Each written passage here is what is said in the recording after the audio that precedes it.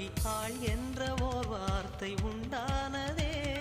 காதல் என்ற மந்திரத்தின் மாயம் என்ன, கல்லும் முள்ளும் இப்போது பூவானதே.